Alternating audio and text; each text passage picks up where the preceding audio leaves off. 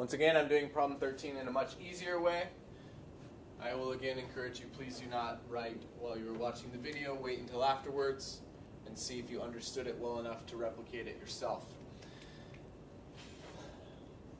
I am not going to go through this process in this time. I'm going to recognize an easy way out, and I am going to take that way without having proven triangles are congruent.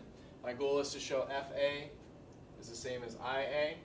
I'm going to start with the first given. Angles 1 and 2 are the same. And this is actually going to be the only given that I use out of all the 4 givens. If angles 1 and 2 are the same, a good mathematician will notice that that makes this triangle FAI have 2 angles that are the same, which means that it is isosceles. That is beneficial to me because I can then say that the 2 sides are the same, and I will be done with my proof.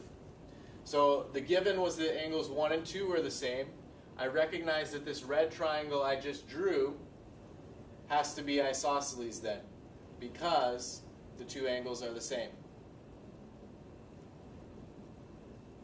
This is the definition of isosceles. If 2 angles are the same, the triangle is isosceles. That is what it means to be isosceles. Now that I have an isosceles triangle, I can also mention the fact that 2 sides are the same by definition of isosceles, because if you have an isosceles triangle, then 2 sides must be the same as well.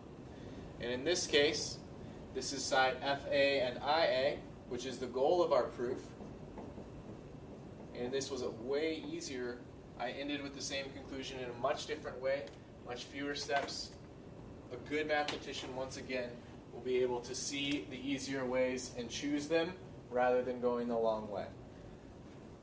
That is it for this proof. I ended with the conclusion that I was set out to prove in a much shorter way than I did in the first method.